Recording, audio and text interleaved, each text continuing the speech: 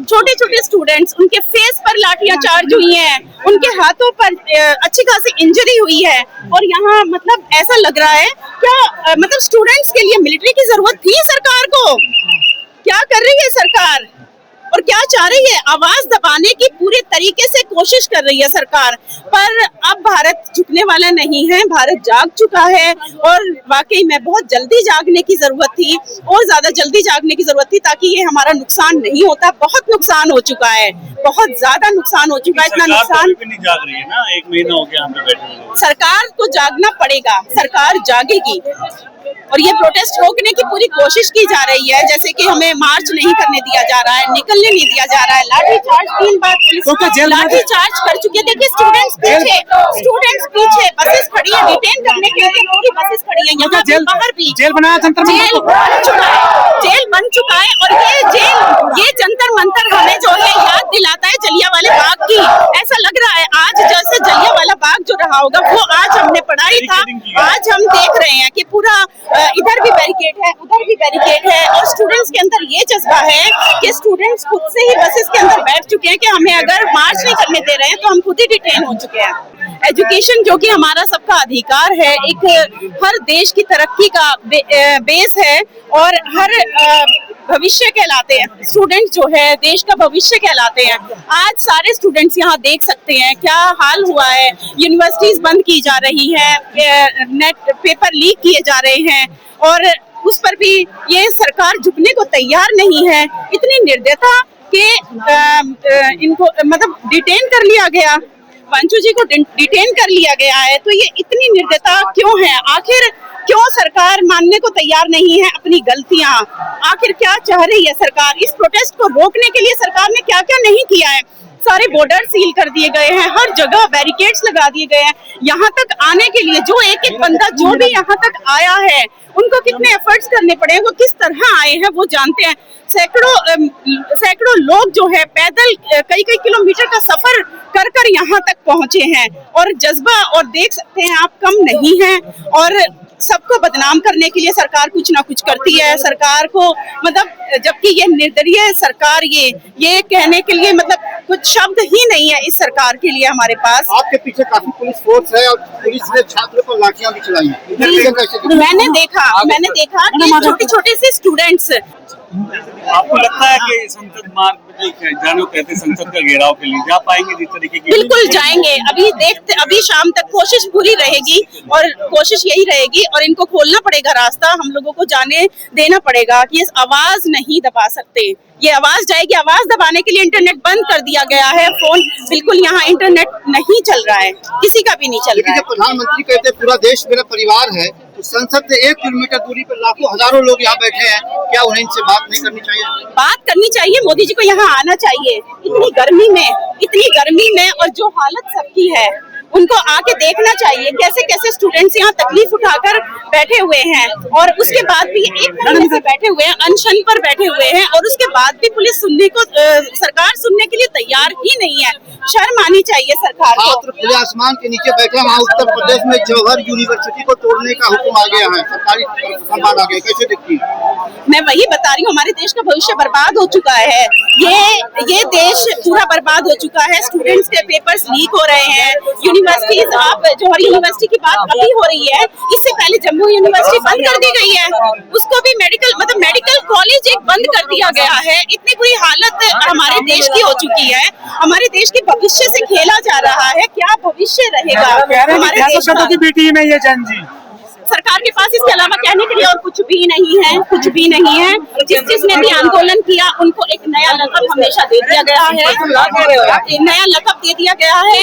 इसके अलावा और कुछ नहीं कर सकती सरकार और अपनी सफाइयां देती रहेगी। पर सबके सामने हकीकत खुल चुकी है, सबके सामने आ चुकी है हकीकत सरकार की। जिस तरह जौहर यूनिवर्सिटी पर चलाने की बात हो रही है, 15 दिन का अल्टीमेटम, बड़ा निंदनीय काम है। अगर एक यूनिवर्सिटी है, वो यूनिवर्सिटी है जिसको बढ़ावा देना चाहिए था सरकार को, यूनिवर्सिटीज बनानी चाहिए थी। यूनिवर्सिटी बनी हुई यूनिवर्सिटीज को सरकार तोड़ रही है। कितना शर्मनाक है। कितने स्टूडेंट्स की नक्शे से नहीं बनी है, कितने नक्शे नहीं, क्या वो नक्शे से नहीं बनी है? तो इतना बड़ा क्राइम हो गया कि आप एक इतनी पुरानी यूनिवर्सिटी को तोड़ देंगे। इतने सारे बच्चों के सैकड़ों बच्चे उसके अंदर पढ़ रहे हैं, उन उनके भविष्य से खेला जाएगा क्या? इतना बड़ा क्राइम है एक, अगर नक्शे से बनी नहीं है, नक्शा पास कर दे सरकार, ये सारी चीज पर कोई पब्लिक ऑब्जेक्शन नहीं कर रही है, उससे लाखों बच्चों को फायदा था। वो बच्चे भी यहाँ मौजूद हैं जिनको फायदा था वहाँ से, जो पढ़ रहे थे जी, और वहाँ भी बैठे और यहाँ भी आए हुए हैं वहाँ से बच्चे, और हरियाणा से भी आए हुए हैं, हर स्टेट से बच्चे आए हुए हैं, क्योंकि भविष्य मतलब बच्चों का ये वक्त पढ़ने का वक्त है, कितना कीमती वक्त होता है स्टूडेंट्स का। बच्चे प्रोटेस्ट कर रहे हैं, क्या हमारे देश का भविष्य रहेगा? आने वाले 10 सालों में बर्बाद हो रहा है भारत। जंजी जा गया क्या? बिल्कुल जा गया है, ये उसका सबूत है। ये बताइए सरकार इस्तीफा क्यों नहीं दिला पा रही है? एक सरकार जो उसकी सरकार में लास्ट में आप ये देखेंगे पिछली बार इतने पेपर लीक हो गए, हर एग्जाम लीक हो जाता है, सरकार एग्जाम नहीं करा पा रही है, लेकिन सरकार जिम्मेदारी लेने को तैयार नहीं है। अब जैसे मोदी जी ने आज सुबह ट्वीट या सदन में जो कहा है, वो बोल रहे हैं कि कोर्ट ट्रायल को फास्ट मूवमेंट में कर देंगे, लेकिन इस चीज से क्या होगा? ये जो एग्जाम लीक हुए हैं, ये आपको क्या लगता है किस कोई 2, 4, 5 लोग हैं? ये पूरा गिरोह है, ये पूरा चक्रव्यूह है, ये बल्क में चीजें हो रही है, लेकिन 1-2 लोगों के ऊपर ये चीजें ब्लेम डालकर इस चीज से बचना चाहते हैं, लेकिन ऐसा नहीं होगा। जैसे कि हर बार एग्जाम लीक होते हैं, ये बोलते हैं कि जो पुरानी सरकार थी वो भी एग्जाम लीक कराती थी, लेकिन अब ये चीज कहाँ है? तो पहले चीजें हो रही हैं वो आगे भी होंगी। अब जो पुरानी सरकार में जो काम हो रहे थे, जरूरी थोड़ी ना है वो न्यू सरकार में भी होगी। यूथ सड़कों पर आ गया, क्या सरकार को डरना चाहिए? हाँ, यूथ सड़कों पर आ गया है, लेकिन ये ऐसा होता था सबसे पहले भी लोग डिमांड करते थे, आवाज उठाते थे, लेकिन वो एक छोटे लेवल पे हो जाती थी। लेकिन इस बार जो सीजीपी के फाउंडर हैं अभिजीत दिप्ते, उनके द्वारा ये एक मंच मिल गया है, और इस मंच में सरकार सीरियस नहीं हो पा रही है, लेकिन इन्होंने जैसे 20 तारीख को लाठीचार्ज करा है, लेकिन वो इनका एक बहुत गलत डिसीजन रहा है। जैसे इन्होंने सोनम वांगचुक को उठाया था, उसके बाद यूथ और जागरूक हुआ, और बहुत दूर से अलग अलग प्रदेशों से लोग आए, बच्चे आए हैं। मनमानी क्यों कर रही है? क्यों नहीं बातचीत करना चाहती है? इसमें एक बहुत बड़ा रीजन ये भी हो सकता है कि जो मिनिस्टर हैं उनके पास सरकार के कोई राज छुपे हुए हो, या कुछ अगर वो उन्हें उस पद से हटा देते हैं तो सरकार की कोई पुरानी बातें लीक हो जाए, ये सोचने का विषय है। हालांकि जो विपक्ष है वो भी इस चीज को कह रहा है, और विपक्ष तो सरकार को घेरेगा, ये तो फैक्ट है। भाजपा अगर विपक्ष डरने तो लगी सरकार, देखिए हाँ, सरकार अब बात करने लगी। अब से पहले सरकार बात नहीं कर रही थी, इस मुद्दों से बहुत दूर भाग रही थी, लेकिन अब जो भी बड़ा नेता है वो उसकी जेपी नड्डा ने भी कहा कि जेपी नड्डा की भी मजबूरी बन गई है ना। असल में लोग यूथ जो है बल्क में, ऐसा नहीं है कि सिंगल पर्टिकुलर स्पेस से लोग आ रहे हैं, जगह जगह से लोग आ रहे हैं, और ये जो ये कोई ऐसा मुद्दा है, ये कोई स्पेसिफिक कम्युनिटी रिलीजियस के लोगों के लिए नहीं है, ये पूरे देश का मुद्दा है, स्टूडेंट का मुद्दा है, और जो हमारा यूथ है, आने वाली जनरेशन है, उन सब के लिए यही है। अगर अब ये बताइए, जैसे लोग हॉस्पिटल में 2 नंबर से ये पैसे खरीद कर डॉक्टर बनेंगे, तो वो आने वाले फ्यूचर में, भविष्य में क्या इलाज दे पाएंगे? जिनको जानकारी ही नहीं होगी वो लोगों को क्या इलाज दे पाएंगे? लेकिन सरकार को अपना वोट बैंक मजबूत करना है, अपने उनके विदेशों में या अदर कंट्री में सरकार के बच्चे क्यों पढ़ते हैं? धर्मेंद्र प्रधान की बेटी विदेश में क्यों पढ़ रही है? क्या विदेश में कराते हैं? वो इलाज भी विदेश में कराते हैं, लेकिन मुद्दा अब चल रहा है, प्रोटेस्ट चल रहा है शिक्षा के ऊपर, तो हमारा टॉपिक भी शिक्षा के ऊपर होना चाहिए। यही तो हम लोग भटक जाते हैं एक टॉपिक के चक्कर में, बल्कि में सभी टॉपिक उठाए। हमें सिर्फ एक टॉपिक पे बात करनी है, शिक्षा के ऊपर मुद्दा चल रहा है। तो ये बताइए धर्मेंद्र प्रधान क्या इस चीज का जवाब देंगे? उनकी बेटी विदेश में क्यों पढ़ रही है? क्या भारत में शिक्षा व्यवस्था इतनी खराब है? एनटीए जो है, नेशनल टेस्ट एजेंसी, ये नीट का एग्जाम कराती है, ये दुनिया भर में एग्जाम होता है, और भारत में बहुत सारे बच्चे एग्जाम देते हैं। अब इन्हें क्या लग रहा है, ये जो इन्होंने 2 सदन में 2 शब्द कहे, एक ट्वीट करा, बोल दिया कि हम री एग्जाम करा देंगे, लेकिन उस री एग्जाम को कराने की व्यवस्था में कितना खर्चा आता है? जो बच्चे पहली बार मेहनत से हर बार चीजें जो पहली बार, तो झुकना पड़ेगा ना सरकार को झुकना पड़ेगा, और अकाउंटेबिलिटी लेनी पड़ेगी। धर्मेंद्र प्रधान को इस्तीफा देना होगा।